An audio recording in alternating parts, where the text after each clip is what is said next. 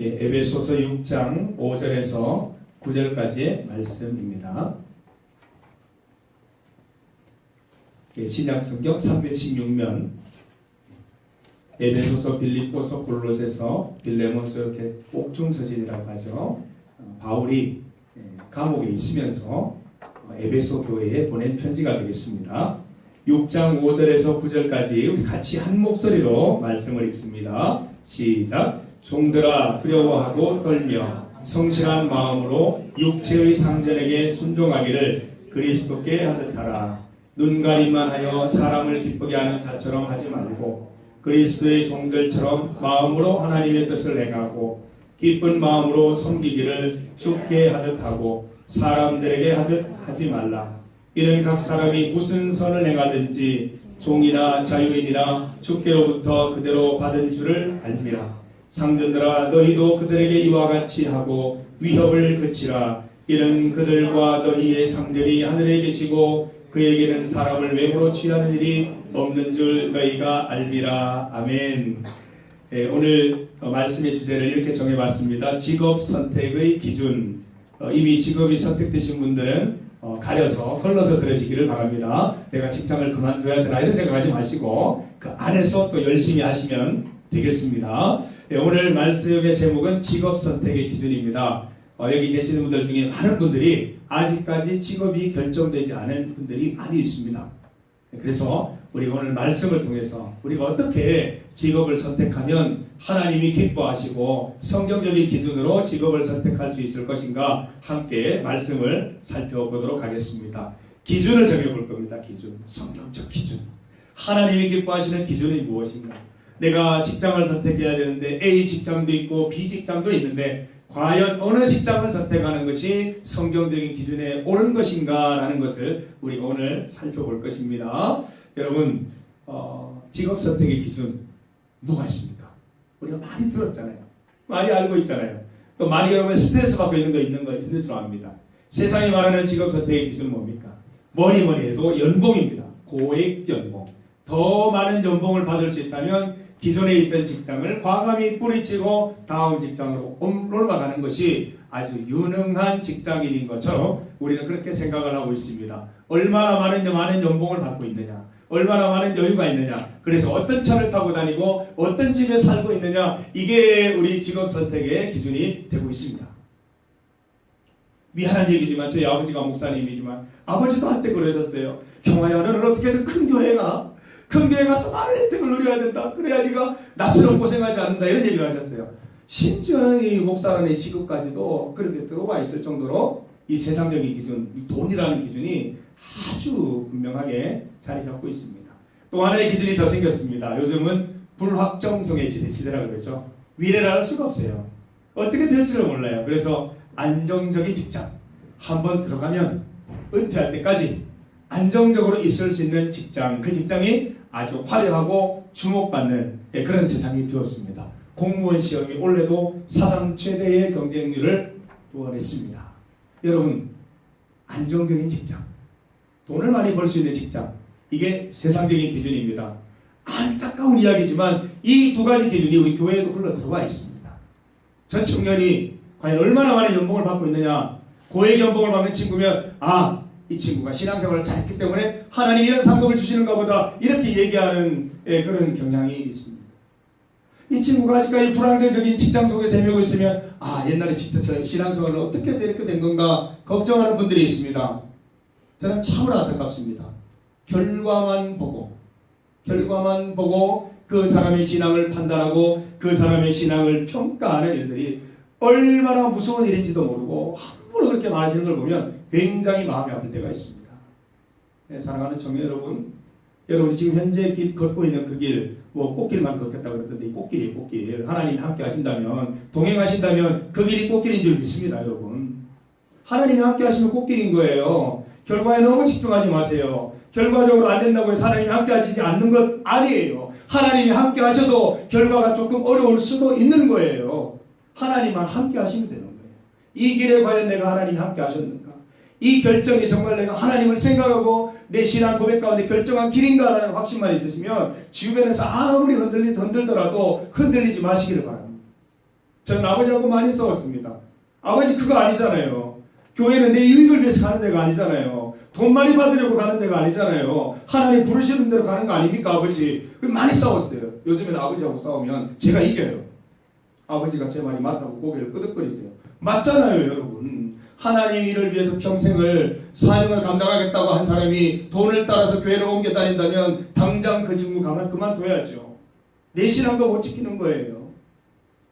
사랑하는 우리 청년 여러분, 지금 대학생이십니까? 또 취업 준비를 하고 있습니까? 아니면 앞으로 직장을 찾아서 고민하고 기도하는 중에 있습니까? 결과만을 너무 추구하지 않기를 바랍니다. 결과만을 추구하다 보면 우리의 과정이 건강하지 못할 수가 있기 때문인 것입니다. 우리 성경에서는 끊임없이 결과보다는 과정에 대해서 얘기하고 있습니다. 어떤 결과를 맞이하느냐에 따라서 주님이 함께 하셨다 아니었다는 걸 판단하는 것이 아니고요. 그 과정 속에서 하나님을 얼마나 의지했고 하나님 말씀 가운데 얼마나 바로 서 있었고 그렇게 서 있으려고 노력했는 것이 그게 중요한 거예요. 그 과정이 중요하다고 말씀하고 계십니다.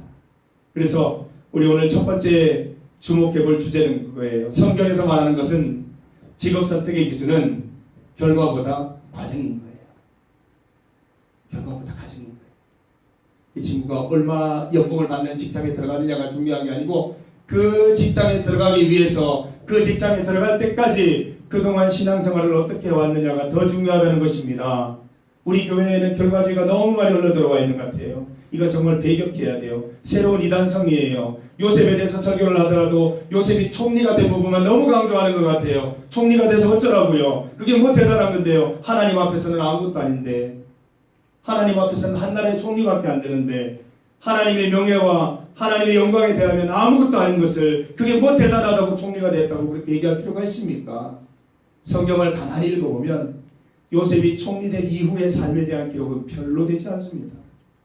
요셉이 형제들로부터 쫓겨나서 광야 생활을 할 때 내용들이 너무너무 자세하게 기록이 되어 있어요. 왜 그렇습니까? 과정이 중요하다는 것입니다.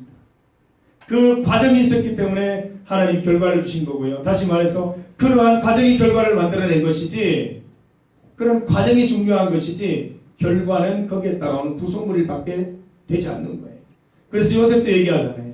이렇게 된 것은 하나님의 축복이라고 얘기하잖아요. 내가 그래서 된 게 아니라고 얘기를 하지 않습니다. 과정이 중요한 것이, 요셉이 어떤 과정을 겪었느냐 하는 게 더 중요하다는 것입니다. 저는 우리 청년들을 이렇게 신앙생활을 이렇게 바라볼 때 저도 지금 굉장히 조심하고 있습니다.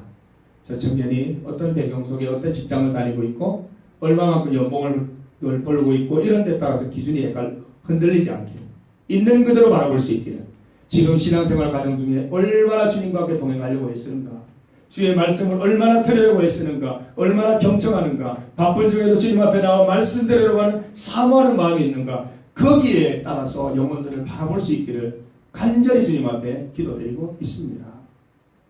우리 청년 여러분, 저는 여러분들의 일상이 참 궁금합니다. 저는 여러분들의 교회 생활은 궁금하지 않아요. 배운 대로 행동하는지 궁금해요.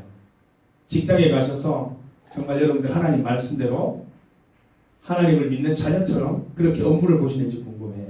사랑하는 대학생 여러분, 여러분의 학교 생활이 궁금해요. 학교에서 어떤 친구를 만나는지, 또 교수님들께 어떤 태도를 취하고 있는지, 시험을 어떤 자세로 임하고 있는지, 나 이런 게 궁금해요. 하나님을 믿는 사람이라면 태도가 자세가 달라야 될 거 아닙니까?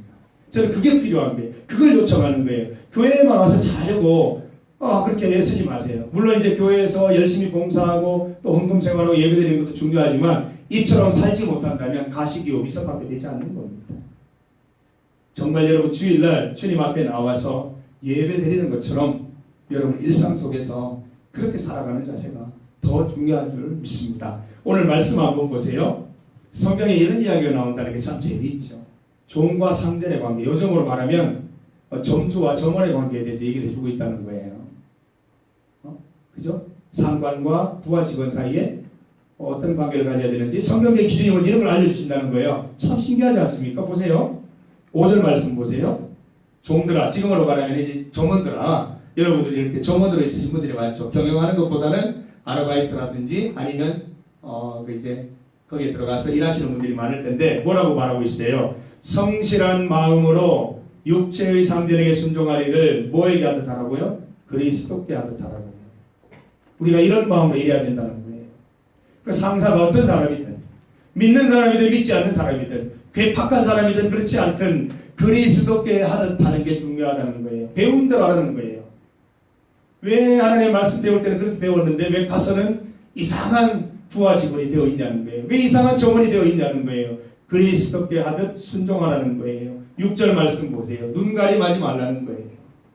볼 때는 잘하고 안 볼 때는 대충하고 볼 때는 열심히 하는 것처럼 하다가 안 볼 때는 놀고 이런 사람이 되지 말자는 거죠. 왜냐하면 하나님께서는 나의 모든 모습을 보고 계시기 때문에 상관이 있을 때나 없을 때나 눈 가림하지 않고 그리스도의 종들처럼 마음으로 하나님의 뜻을 행하고 기쁜 마음으로 섬기자라고 그렇게 말씀하고 있습니다. 성경은 우리가 주일날 예배드리면서 고백한 그 고백들 거기에서 끝나지 않기를 바라고 계시는 거예요. 그게 우리의 삶으로 우리의 몸으로 그대로 옮아가서 내 삶 속에 이러한 모습들이 그대로 재현되기를 하나님 원하신다는 거죠. 여러분 가장 좋은 배움이 뭐겠어요? 실천하는 거 아니겠어요? 우리 예언이는 학교에서 전기 절약에 대해서 뭐 이렇게 하나 배워오면은 집에 오면 전기 끄는 것부터 시작해요. 애들은 그러잖아요. 우리는 왜 안 그러냐고요. 들을 때는 맞아. 내가 직장에서 일하더라도 그리스도께 봉사하는 것처럼 직장 상사가 괴팍하고 그런 거가 없어졌으면 좋겠다 싶은 마음이 들어도 그리스도께 하듯 봉사해야 되겠다라고 하는 그런 마음을 갖고 해야 되겠다라는 생각을 하고 그대로 해야 되는데 그렇지 않음을 당연하게 여기고 우리는 합리화시키잖아요. 하나님 그렇게 괴팍한 사람 순종할 필요 없잖아요. 그렇게 모진 사람 순종할 필요 없잖아요. 그 사람의 순종해서 못하겠어요 라고 얘기하는데 보세요. 성경에는 뭐라고 되어 있어요? 어떤 상전이냐가 관계가 없는 거잖아요. 그리스도께 하듯 하라는 거예요. 왜냐하면 그 상전도 하나님이 보내주셨을 거라는 거예요. 하나님이 보내셔서 거기 갔을 거라는 거예요. 내가 커피점에서 아니면 어떤 아르바이트 장소에서 아르바이트 한다고 할 때 그 장소가 내가 선택했냐는 거예요. 하나님 보내신 거 아니겠냐고요. 그 많은 직장들 중에서 왜 하필이면 거기에 보내셨겠냐고요. 이유가 있으실 거 아니냐고요. 거기에 대해서 궁금함을 가지기 시작한다면 이 상사를 마치게 한 데는 하나님 뜻이 있었을 거라는 거예요. 그리스도께 대하듯 해야 되는 거예요. 그리스도께 대하듯 상관에게 순종하고 깊은 마음으로 단 마음으로 눈 가림하지 않고 하는 자세가 매우 매우 중요한 거예요. 사랑하는 대학생 여러분 공부 대충 하지 마시기 바랍니다. 대충 하지 말아요. 열심히 하세요. 정말 입에서 뭐 피토하듯이 하세요. 막 쓰러질 때까지 한번 해보세요. 그렇게 해야 되는 거예요. 그리스도께서는 우리를 십자가에 죽으시면서까지 우리를 사랑한다고 하시고 그렇게 맹렬하게 열정적으로 사랑하자 하시는데 우리가 그만한 열정 가지지 못하고 대학 시절을 보낸다는 게 말이 되지 않는 거예요. 열심히 공부하시기를 바랍니다. 그걸 돌사님께 영광 돌리세요. 영광 돌리시기를 바랍니다. 하나님 결과를 원하시는 게 아니에요. 4.0, 4.5를 원하시는 게 아니라 얼마나 열심히 성실히 공부했냐 그거를 하나님 보시는 거예요. 왜냐하면 그런 마음으로 일해야 직장생활도 그렇게 할 것이고 교회생활도 그렇게 할 것이기 때문이에요. 눈 가리만 하면 대충대충 하는 습관을 가지면 교회 믿음생활도 그렇게 할 수 있다는 거예요. 여러분 제 눈 속일 수 있잖아요. 믿음 좋은 것처럼 신앙 좋은 것처럼 충분히 행동할 수 있거든요. 그렇게 하시지 말라는 거예요. 제가 보든 안 보든 선배들이 보든 안 보든 교회 사람을 마주치든 안 마주치든 항상 내 자신을 정결하게 하나님 앞에 바로 다져가는 것이 청량한 신앙인의 자세인 줄 믿습니다. 제가 작년 그 수련회를 기억합니다. 봉화 수련회 처음 갔었는데 제가 부임하자마자 수련회를 갔었어요. 굉장히 좀 당황스럽게 갔는데 더 당황스러웠던 거는 하룻밤을 자고 나는데 우리 여청년들이 새 걸로 다 나타나시는 거죠. 굉장히 충격이었거든요. 그러면서 드는 마음이 우리 청년부는 감추는 게 없구나. 정말 진심으로 하나 되기를 원하는 청년부구나. 한 가지만 봐도 내가 다 할 수 있겠다. 화장품이 없는 건 알 텐데 시간이 없는 건 알 텐데 정말 우리가 진솔한 대화를 하기 위해서 저렇게 나오는 모습을 보면서 저 퍼포먼스를 보면서 우리 형제들도 각성해야 된다. 우리는 정말 각성해야 돼요. 우리 진짜 각성해야 돼요. 그래서 우리 저 자녀들처럼 정말 나를 있는 그대로 정말 갖춤 없이 우리가 보여주면서 주 안에서 온전한 대화를 할 수 있어야 우리 청년부가 건강해질 것이구나라는 생각을 했습니다. 저는 여러분 그때의 모습들을 생각하면서 여러분의 그 일상생활 속에 그 믿음의 샘물도 저 건강하기를 바랍니다. 굳이 화장하지 않아도 굳이 이렇게 다듬지 않아도 그대로 정말 하나님께 드려도 정말 부족함이 없는 그런 신앙이 되기를 간절히 소망해 봅니다. 첫 번째 주제는 결과보다 과정이라는 거예요. 어떤 결과? 여러분 결과주의 때문에 굉장히 고민당하는 거 받는 거 알고 있어요? 주변에 산들대로 들들리지 마요. 흔들릴 필요 없어요. 하나님 앞에 믿음 가운데 여러분 정직하게 고백하시면 되는 거예요. 괜찮아요. 우리는 이 땅에서 출세하기 위해서 예수님 믿는 거 아니에요. 저 천국에 가기 위해서 예수님 믿는 거예요. 우리의 최종 목적은 죽어서 가는 하나님 나라지 이 땅에서 뭐 고액 연봉 사실 큰 의미 없어요. 고액 연봉 받아서 하나님 잃어버리면 다 끝장나는 거예요. 은주자매 왜 웃고 있어요? 고액 연봉도 받고 하나님 믿었으면 좋겠어요? 왜 그런 웃음을 짓고 있어요? 어쨌든 하나님 우리가 그죠? 정말 그 믿음 가운데 살면 요셉도 사실 그 총리가 되리라는 거 생각 못했을 거 아니에요. 생각지 못한 일들을 이루어 주십니다. 그러나 바꾸지 말라는 거예요. 생각지 못한 일을 이루기 위해서 하나님을 믿는 그런 아주 저급한 신앙을 갖지 마시라는 거예요. 말씀대로 살다 보면 영향력을 주세요. 그 영향력을 가지고 하나님의 이름을 드러내는 거예요. 그게 바로 하나님 원하시는 줄 믿습니다. 두 번째 기준은 이것입니다. 아까 안정에 대한 얘기를 했어요. 안정적인 직장. 눈이 다 반짝거리는 걸 보면 빨리 안정적인 직장, 여기 세 명 특별히 뭐 안정적인 직장 갖고 싶은 거, 부산에 좋은 직장을 딱 가지고 싶은 것 같아요. 좋은 직장, 안정적인 직장 갖고 싶어 합니다.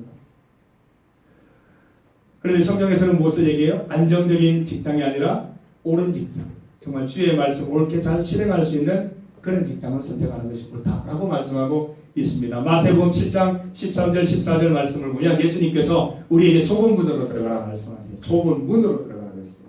문은 보이는 거잖아요. 문. 넓은 문은 다 보이잖아요. 그러니까 세상 사람들이 생각 없이 걸어가는 그 길들, 나도 군중심리가 발동이 돼서 그 길을 걸어가는 것 한 번 더 생각해 보아야 한다는 것이죠. 좁은 문이 있다는 게 좁은 문. 예수님의 뜻대로 하나님 말씀대로 살아갈 수 있는 그 길, 직장 속에서도 믿음 지킬 수 있는 그 길이 있는데 넓은 길로 생각 없이 따라갔다가 생명이 아니고 절망으로 가는 그 길, 죽음으로 가는 그 길로 갔다가 나중에 신앙 들고 믿음 들고 가지 말라는 말씀이죠. 좁은 문으로 가라고 말씀하세요. 여러분들에게 좁은 문이 뭘까 한번 생각해 보세요. 저에게 좁은 문은 그것이었어요. 아버지가 말씀하시는 크고 좋은 교회, 또 부목사 몇 년 하다가 좋은 곳으로 담임 목사 갈 수 있는 그런 곳, 아버지는 얘기하셨지만 저는 좁은 문을 들어가고 싶었어요. 왜냐하면 나에게 있는 가장 소중한 것은 목사로서의 명예를 높이는 것이 아니라 하나님을 잃지 않고 하나님을 소망하고 죽을 때까지 하나님이 내 주인 되시는 것을 잊지 않는 것, 그게 더 중요하다는 생각이 들었기 때문에 나는 하나님의 인도하심을 따라갑니다. 여러분 믿지 않으실지 모르겠지만 저는 진짜 하나님 인도함 따라 여기 왔어요. 하나님 뜻이 있어서 왔어요. 여기를 떠날 때도 아마 그렇게 할 거예요. 여러분도 그렇게 하시기 바라요. 기도하면 돼요. 저는 그 하나님께서 내게 말씀해 주시기를 믿지 않았어요. 그 쓸데없는 얘기한다 생각을 했어요. 그러나 차분히 주님 앞에서 겸손하게 서서 하나님께 지금 말씀해 주시고 확신 주셔서 하나님 뜻대로 살아가는 게 뭔가를 알려주셨어요. 좁은 길은 매력적이지 않아요, 여러분. 많은 사람들이 반대해요. 조금 이따 거창고등학교 직업선택시키면 볼 거예요. 그거 보면 정말 여러분 말도 안 되는 얘기들이 많아요. 세상이 다 반대해도 그 길을 가라는 거예요. 하나님 뜻이면 가는 거예요. 생명으로 인도하는 문이라고 그러셨어요. 좁은 문이지만 또 길이 협착하다 그랬어요. 굉장히 좁고 잘못하면 떨어질 수도 있고 위험에 처할 수도 있는 그 길을 걸어가라고 하시는 거예요. 왜냐하면 그 길은 좁고 협착하지만 생명에 이르는 길이기 때문에 그렇다고 말씀하세요. 제가 어떻게 생각해 보면 빨리 여러분들이 안정을 누리기를 꾀하기보다는 조금은 불안정한 것이 믿음에 도움이 돼요. 왜 그렇게 했어요? 하나님을 의지할 일이 더 많아지겠죠. 그렇죠? 하나님을 의지할 일이 더 많아지는 거예요. 하나님 이 리터놈 속에서 어떻게 하면 하나님 주님의 평강을 누릴 수 있겠습니까? 어떻게 하면 하나님이 주시는 평강한 가운데 이 길을 걸어갈 수 있겠습니까? 하나님 저는 아직도 너무나 부족하고 비참합니다. 이 불안함 속에 견디지 못하는 제 모습을 보시고 용서해 주시고 저에게 하늘의 평강 내려주셔서 이 속에서도 하나님 믿음 가운데 살아가는 축복 기쁨 있게 하여 주시옵소서. 기도해야 될 거 아닙니까 여러분? 저는 여러분들이 그런 고백을 가지고 주님 앞에 나아갈 수 있기를 바랍니다. 안정적인 직장 좋습니다. 그러나 충분히 하나님과 신앙생활 가운데 동행하는 방법을 배우고 난 다음에 여러분들 안정을 누리셨으면 좋겠어요. 그러면 그게 축복인 줄 믿습니다. 그러나 그렇지 않은 상태에서 안정적인 직장 속에 가면 직장만 안정되는 게 아니라 우리 신앙도 나태해지고 우리 신앙도 그냥 이렇게 허술해지고 할 그런 가능성이 있다는 거예요. 너무 안정되다 보니까 신앙생활은 그냥 이렇게 취미생활 하듯이 할 수도 있게 된다는 것입니다. 그래서 우리는 특히 이 시대의 청년들은 여러 가지 어려운 가운데 구직을 하고 있는 줄 압니다. 그러나 그 결과에 대해서 너무 집착하지 마시고 또 이 직장이 안정된 직장이냐 그렇지 않냐라는 것에 대해서 너무 여러분 고민하지 마시고 저처럼 그렇게 생각하시다는 게 예, 지금 PPT 때문에 앞으로 나오는 거예요. 굉장히 성실한 친구예요. 학교 생활도 그렇게 해야 돼요. 알았죠? 요번에 학기 마치면 성적 갖고 자고 상담도 합시다. 가지고 와요. 예, 교수님도 전화했고 할 거예요. 얼마나 성실히 한 학기 동안 있는지. 그게 중요하다는 거예요. 그게 중요하다는 거예요. 그래서 우리 오늘 이 말씀 속에서 우리가 깊이 깨닫는 것은 여러분 직장과 또 직장을 얻기 위한 아르바이트 자리까지도 하나님이 주신 줄 믿습니다. 그 고백해야 됩니다. 여러분이 인터넷 검색해서 아니면은 그 뭐에 무슨 일의 사이트를 검색해서 찾아 들어간 게 아니란 말이에요. 하나님이 보내주시는 거죠. 왜 그 많은 커피숍 중에 하필이면 그 커피숍이냐고요. 그 많은 시네마 중에 하필이면 왜 그 시네마냐고요. 이유가 있다니까요. 그 많은 교회 중에 왜 하필이면 구한교회냐고요. 이유가 있을 거란 말이지. 여러분이 그 이유를 찾아내야 돼요. 하나님 뭐 때문에 이걸 보내셨을까? 이걸 통해서 어떤 뜻을 이루시려고 하시는 것일까? 그 고민을 해야 됩니다. 그래서 그 가운데 하나님께 주시는 뜻을 여러분들이 받아들이는 게 너무